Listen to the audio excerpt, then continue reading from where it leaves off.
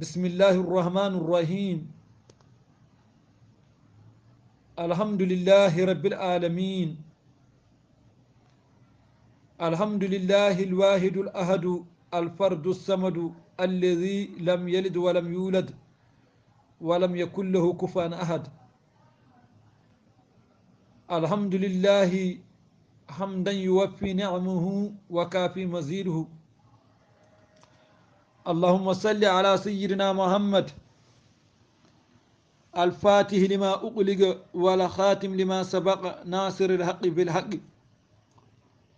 والهادي إلى صراطك المستقيم وعلى آله حق قدره ومقداره العظيم رضي الله عن أصحاب رسول الله صلى الله عليه وسلم مصيبة جلبة تدبة إن شاء الله إلى نغني خطبة من نلوما الجمعة هنده ko adi fof elen basi koye men elen basi julɓe kala to mbawi wonde tabitinde kulol allah e hoore mum sabu allah subhanahu wa taala wi wattaqullaha wa yuallimukumullah wallahu bikulli shay'in alim kule allah allah andina on sabu allah kala hunde allah ene andi wa huwa ma'akumu aynama kuntum kala to gonɗon allah ene wondi e moɗon man yattaqillaha yahdi qalbuhu kala on kulɗo allah allah subhanahu wa taala fewna ɓernde nde kala mo allah fewni ɓernde mum on wonat neɗɗo pewɗo o wonat neɗɗo kisɗo ɗum waɗi sa ƴeewi to hadis wa an abi hurairata radiallahu anhu habrama ga abi hurairata radiallahu anhu qala o wi qala qulta ya rasulullah o wi mbimi ya rasulullah e hemanelaɗo allah sallllahu alayhi wa sallam innino min ida raaytuka so tawi tan mi yima ɗabat nafsi ɓernam nde ɓuuɓat somi darima ɓernam nde ene ɓuuɓa sanni ɓernam nde ene wela kadi wo qurrata ayni ɓernde afami nde guiram nde kadi ene ɓuuɓa ene hiɓido somi yima fa ambani an kullu shey ene habrami kala hunde yani somi yima tan ene habrami kala hunde foof mboɗo anda e nder maɗa hunde foof mboɗo tesko ɗum e nder maɗa hunde foof mboɗo jangga ɗum e nder maɗa somi yima tan fa qala kanko nelaɗo allah muhammadin sallllahu alayhi wa sallam o heɓiri wi kullu shey huliga minal ma kala hunde taga koye ndiyam kala hunde taga koye ndiyam joni noon kullu feyin huliga minal ma ka ƴewno jabri kaɗo haala no wayi hawnade o wi min somi yima sanni ɓernam nde a famide ɗabata nafsi ɓernam nde ene wela kadi wo qurrata ayni guiram nde ene ɓuuɓa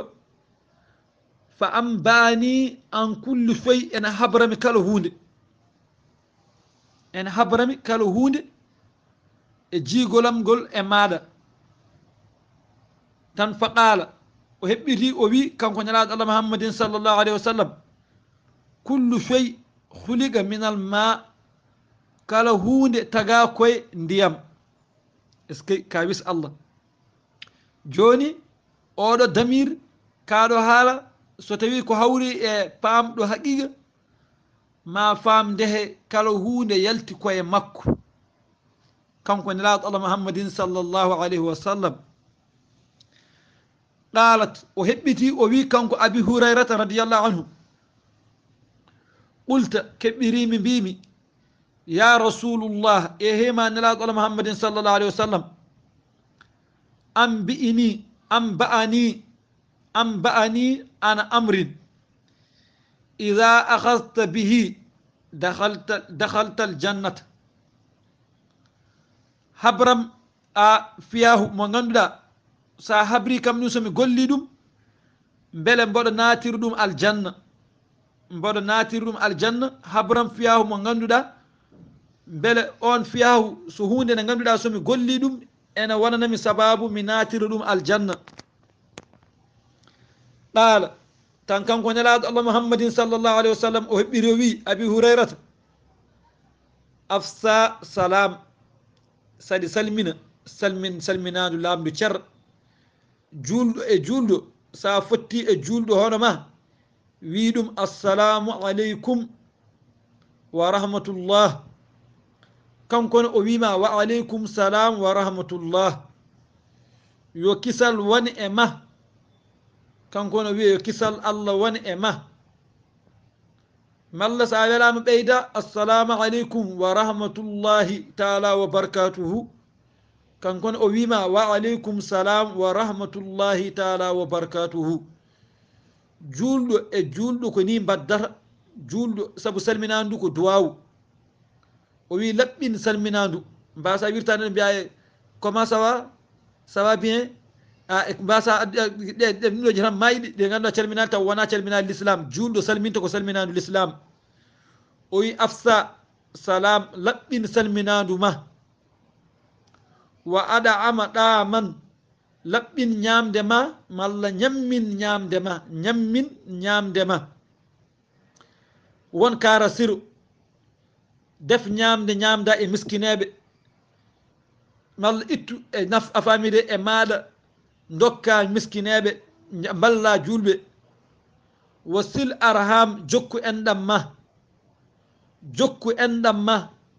e enɗam ma wa billeyli ummo nder jamma wannasu taw yimɓe niyamun ene ɗaani ummo nder jamma taw yimɓe ɓe ene ɗaani mbaala rewde allah summa adkhulul jannata sa waɗi ɗe gueɗe naata aljanna bisalam wondude e kisal ƴeewen ɗeɗo gueɗe ɗe o limti ɗo henna ƴeew ɗeɗo gueɗe ɗe o limti ɗo henna ma taw hen a tawata hen omo limti hen juulu a tawata hamo limti hen hajju a tawata hamo limti hen askal a tawata hamo limti hen korka kono ɗeɗo gueɗe ɗe o wasiyi o wi sa golliɗe ma naada aljanna wondude e kisal wadde en gandi a laɓɓinde a faami dewal allah ngal jogade ɗabibi moƴƴo woni jikku moƴƴo yimɓe aljanna ko ɗum woni ko ciforto yimɓe aljanna ciforto ko jikkuji moƴƴi sa ƴeewi mbiɗen oɗo wasiya mo wasiyi abi hurayrata kadi ko abi hurayrata namdimo wimo wonde andinam fiyahu woni hunde nde ganduɗa mboɗo golla ɗum so tawi mi golli ɗum mboɗo wawa nadde aljanna nelaɗo allah sallallah alih wa sallam wimo laɓɓin salminadu ma saɗi salmini yimɓe salmina ha feewa salminadu moƴƴuru wa aɗa ama ɗaman ñammin ñamdema won karasiro won bahil saabu wonde karasiro woni banggue ñamde malla banggue dokkal won karasiro yani ñammin ñamdema laɓɓin ñamdema wasil arham jokku enɗam ma jokko e enɗam maɗa wa billeyli wannasu niyamu ummo nder jamma aɗa rewa allah taw yimɓeɓe ene ɗaani summa adkhulul jannata bisalam naata aljanna wondude e kisal joni mbiɗen sa ruttima e oɗo hadis sa waɗimo bayan no moƴƴi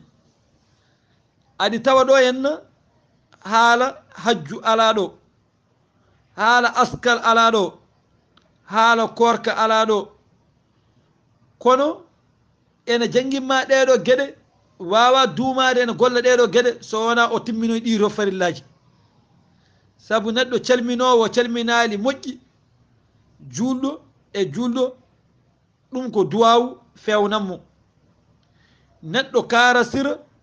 koye jikkuji julɗo jeeya ɗum ene fewnamo wondema moƴƴo wonde karasira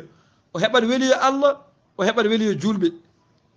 o heɓat weliyo Allah so woni karasira o heɓat weliyo julɓe jiiɗom fof yiɗanmo saabu ko o wona bakhil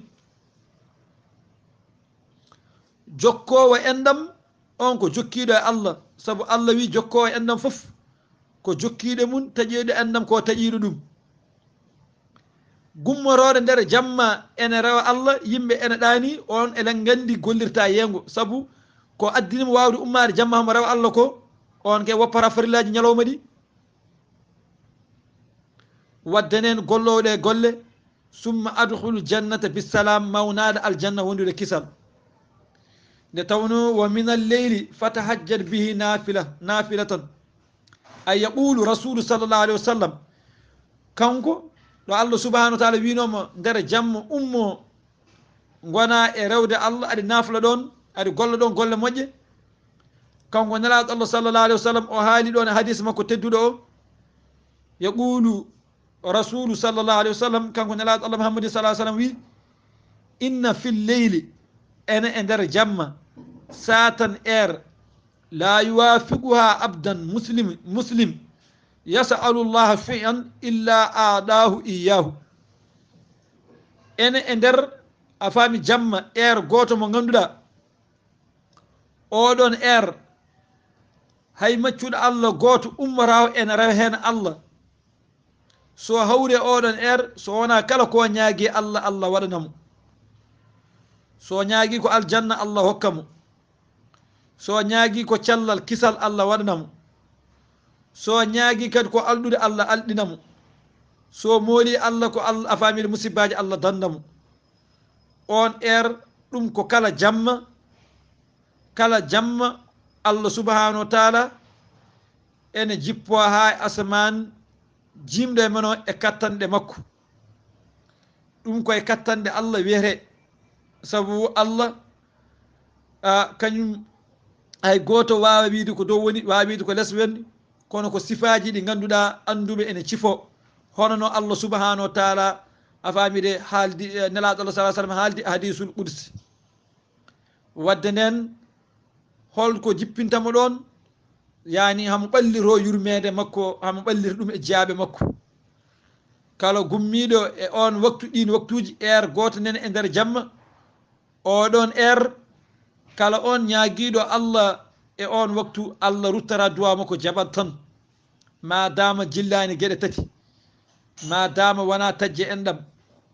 ma dama wona gueɗe ɗe ganduɗa a famide koko harmi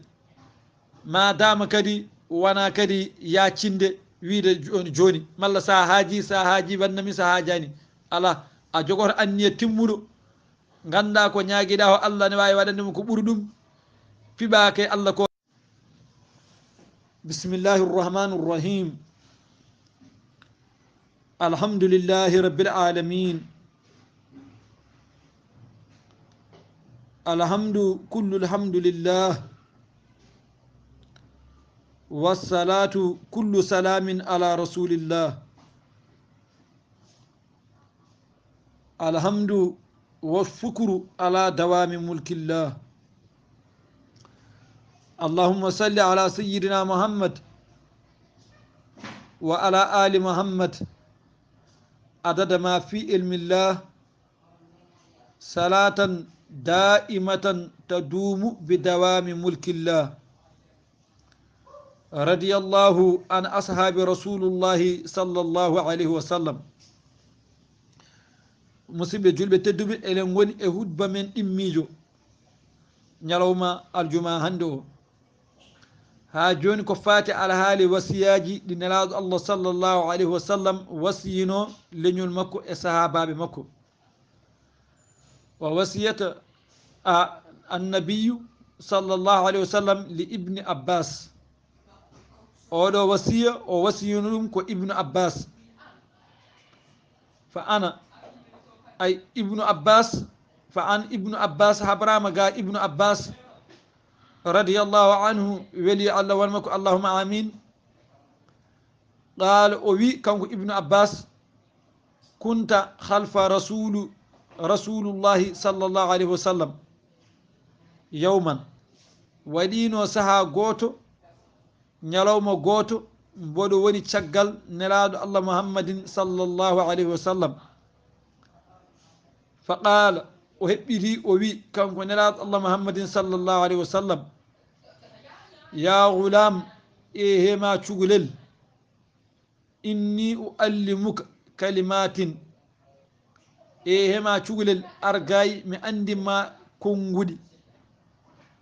armi andinma ɗiɗo konguɗi yani armi wasiyoma ɗiɗo konguɗi ɗi konguɗi mbattaɗi e haqqille ma ɗiɗo konguɗi teskoɗaɗi paamaɗi ndenaɗi golliraɗi keɓa a famide malal aduna e lahara ahfidillah reena allah holko woni rende allah ɗoftade jamiroje allah woɗɗirade kade allah ɗum woni rende allah so ko yamirma ko aɗa golla ɗum ko hanma ko aɗa woppi ko yamirma ko aɗa waɗa hen fodde ko mbawɗa foof ko hanma ko aɗa woɗɗiri ɗum tan ha laaɓa ceer kadi ahfazik a famide a famide o wi ahfadillah yahfazaka sa waɗiri noon allah kañumne renma allah dengol mum e ma allah hisnuma e musibbaji aduna e lefte lakara allah renma sa reni allah aɗa waɗa jamiroje ɗe aɗa woɗɗiri kaɗaɗe ɗe allah renma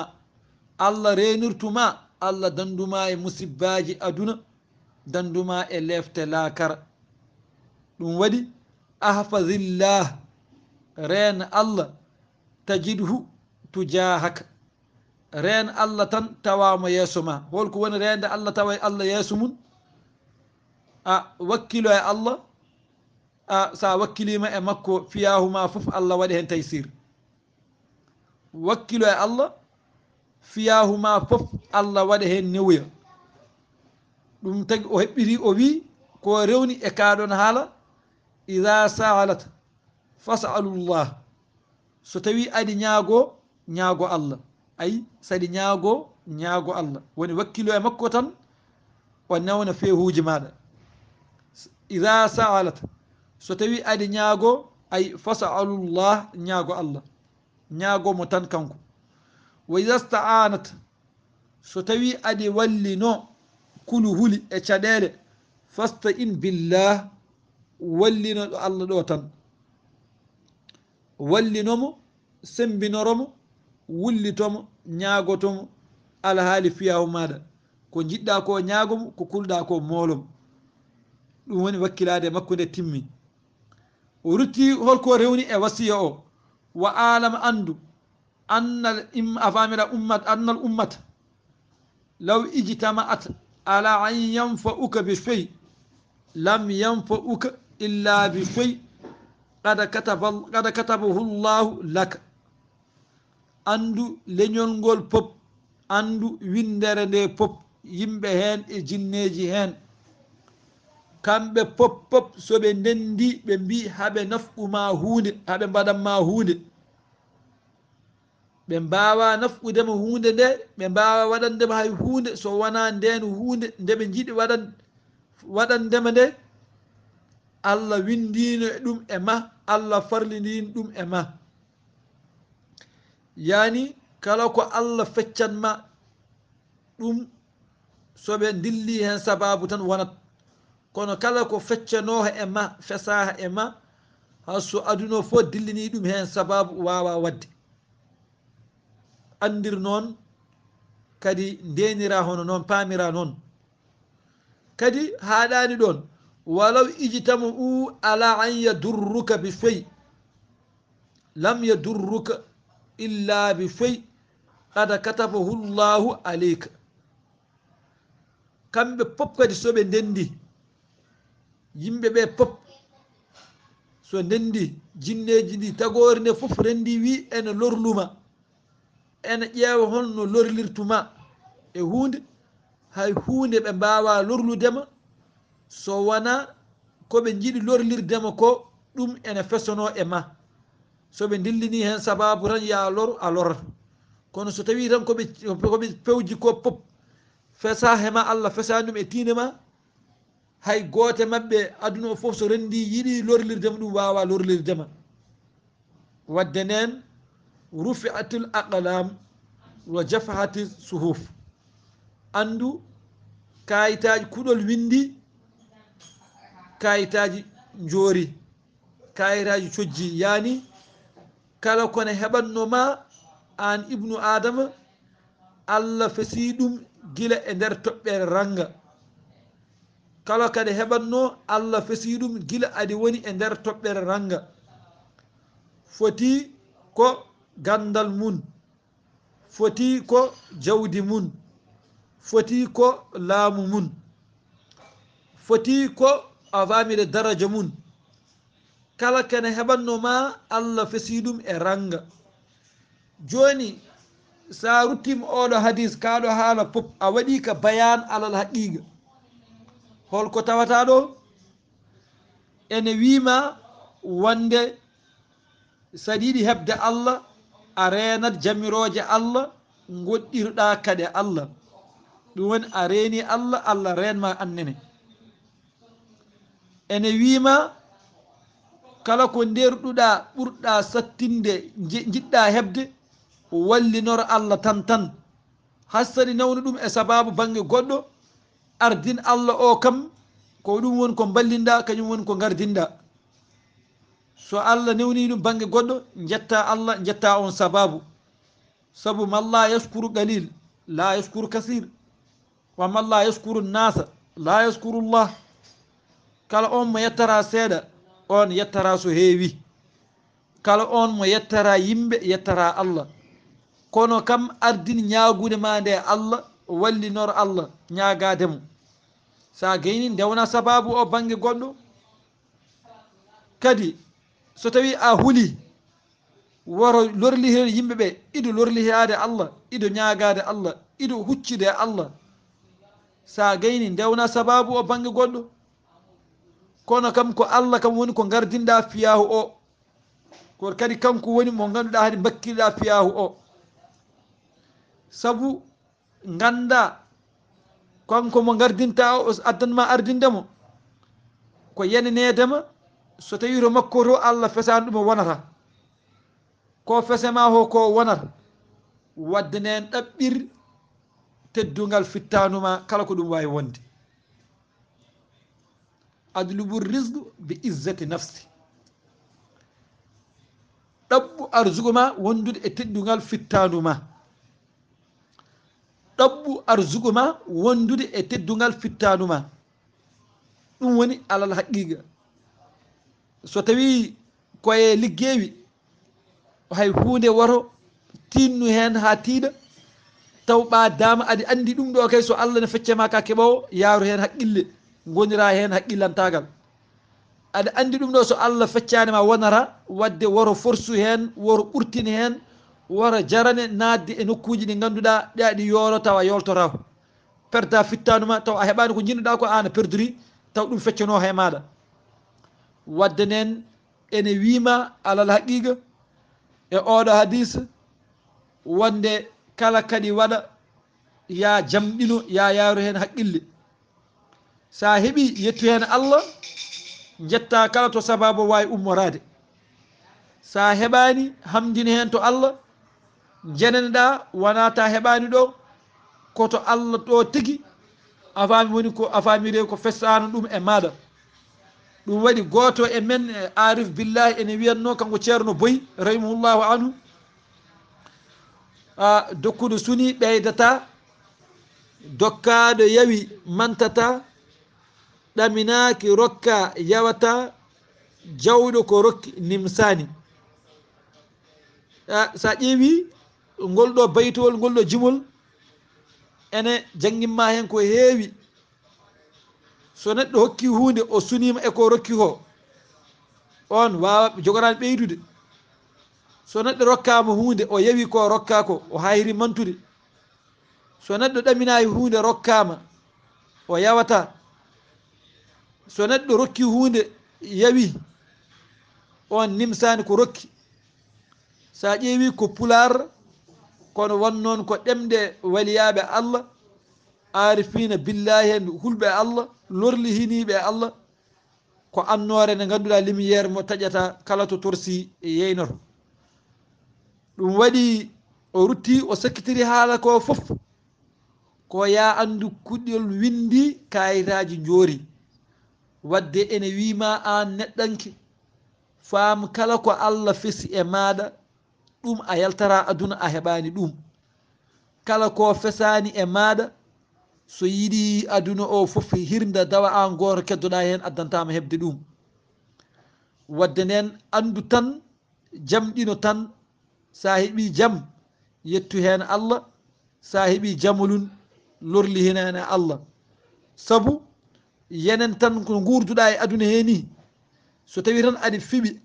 aɗa andi kala ko hemma koto Allah ummori, so tawi noon a yi sababu ummori banggue goɗɗo jetta Allah, jetta sababu o, ɗum waɗi an woni aɗa jogui haqqille timmuɗo. saabu so tawi a ƴeewi e oɗo hadis, a andat neɗɗo arsugo maɗa so gasi e laalagal leydi hay ñalawma goto a wurata hen.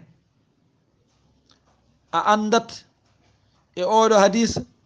wadde fiyahuma pop Allah subhanahu wa taala kanko ɓuuri humpitade ɗum, kanko no tagirmani ko noon o tagiri fiyahuma o foof, no tagirmani ko noon o tagiri fiyahuma foof. ko dañannoɗa e ko dañatuma e ko a famire kono kewa e ma ene gurdata fo kanko jogui. aɗa yenana he kanko jogui gurdamma, wadde yenene kanko jogui arsugo ma. aɗa yenana kay kanko ñawnotoma, wadde yenene kanko sellintuma. aɗa yenana kay ko kanko heddata haqqille ma, wadde yenene ko kanko ɗofata haqqille o. aɗa yenana kay wadde ka maayo, wadde yenene ka kasbereɗo. aɗa yenana kay a woni no cukalel, wadde yenene a wonat mawɗo. aɗa yenana kadi ka ɗanotoɗo, a faami aɗa fini, wadde yenene aɗa ɗano. ɓaadi ɗum ɗo fof ala ko mbawɗa wadde hen. a wawa addande hoorema ɗoygol, a wawi wiide ɗoygol ya joɗoɗa ha ɓooye gara, a wawi wiide hande fo mi ɗantaw, so ngol ari tan ngol arat. ka ɗantoɗo ka pinowo, ka ñamowo ka keyɗowo, ka jiyowo, ka ñawowo ka cellowo, ka foof ka mawnowo, ka guurowo ka maayowo. ɗum ɗo fof holko mbawɗa waɗande hoorema so wona kanko Allah. wadde nden ko hono noon woni no joguirtoɗa haqqille wakkilade e makko. holɗum andude alhaali programme fiyahuma pop ko kanko Allah subhanahu wa taala defti ɗum. no tagirma ni ko noon o waɗirma leydi, ko tonga balɗe maɗa ɗe guurata, ko tonga arsugo ma ko heɓatuma, ko tonga ladial ma ɗo mayata. ɗum ko tonga ɗum ɗeɗo gueɗe kadi kanko joguiri ɗum. wama tadri nafsun maha taksibu gadan wama tadri nafsun bi ayi ardin tamutu inna allah alimul khabir. sadaqa allahu l azim. holko andinde fittandu e laalagal leydi he holto mayata ɗum hay on ala wodani, ko Allah tan andi ɗum. holko andinde fittandu janggo holko heɓata ɗum e jawdi malla e caɗele ko faggitto janggo, ko Allah tan andi ɗum, humpiti ɗum. wadde nen sa andiri ni ganduɗa tan ka fini, kono anda to mbetata, gandata ko hiiri kono anda to wetata, gandata ko weeti kono anda to hiirata. wadde nen boylu fiyaho e ma Allah, jamɗinoɗa jara seesa, ganda ko kanko joguiɗo kattanɗema, andi handema, andi hankima, andi janggoma, andi to battintuɗa, wakkilo e makko, ndenamo, ɗoftoɗa jamiroje makko, goɗɗirɗa kaaɗe makko, inchallah Allah malluma moƴƴimma. wa akhiru dawana an alhamdulillahi rabbil alamin, wassalatu wassalamu ala sayyidil mursalin. اللهم ارحم موتانا وموتى المسلمين واشفى مرضانا ومرضى المسلمين. اللهم اغفر للمسلمين والمسلمات والمؤمنين والمؤمنات أحياء منهم والأموات. اللهم صل على محمد وآل محمد وسلم.